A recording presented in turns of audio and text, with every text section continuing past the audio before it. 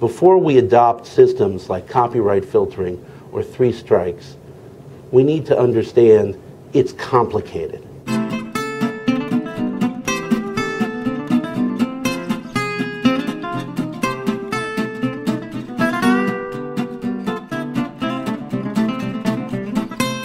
Hello and welcome to another 5 Minutes with Harold Feld, where we take incredibly complicated and insanely boring things and try to make them slightly less boring because this stuff is important. So some of you may have heard about what I'm calling Coulton-gate, which is a somewhat overly dramatic name for a little controversy between Viacom and musician Jonathan Coulton. For those of you who haven't heard of Jonathan Coulton, personally I'm a fan, he does amazing stuff, but what's important for this blog is he releases a lot of his stuff under the non-commercial attribution Creative Commons license. That means that he puts it out there and he lets people play with it, provided that they, number one, credit him with his songs, and number two, don't use it for commercial purposes.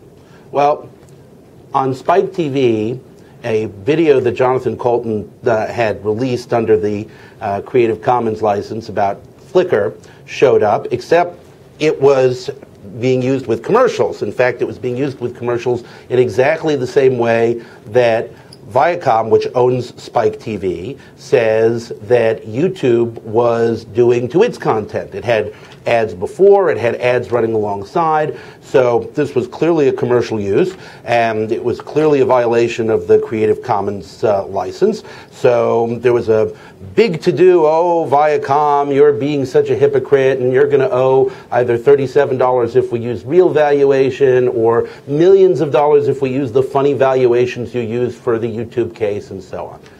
But it turned out it was more complicated than that, because then Jonathan Coulton looked back and he said, well, a couple of years ago, I, in an email, gave permission to a company called iFilm, which was later acquired by Spike TV, which is the subsidiary of Viacom.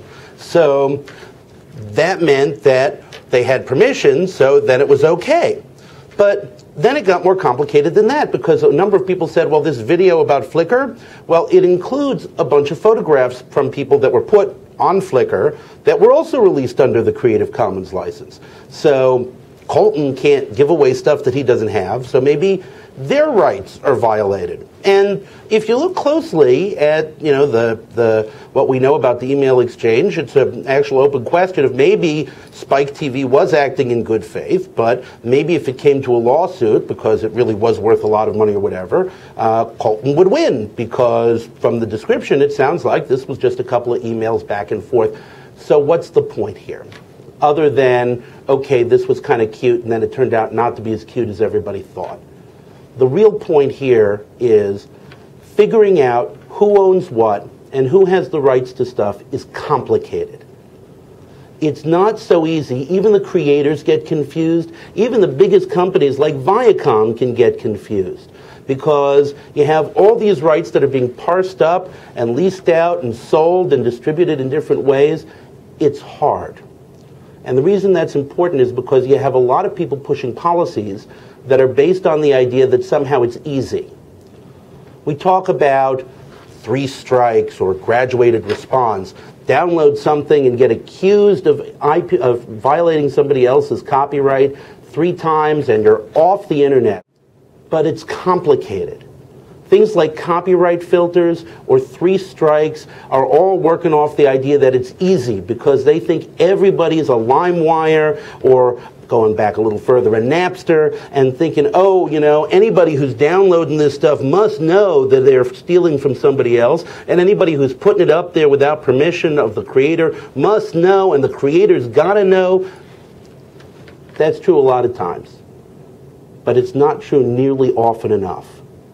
And especially when we are talking about people's access to the internet, when we are talking about the right to distribute content, including content that may be time sensitive, when we are talking about putting essentially our free speech rights at the hands of a mechanical filter and an ability to identify and make these kinds of distinctions over who had the right to that Flickr video and which are the creators who could have censored that.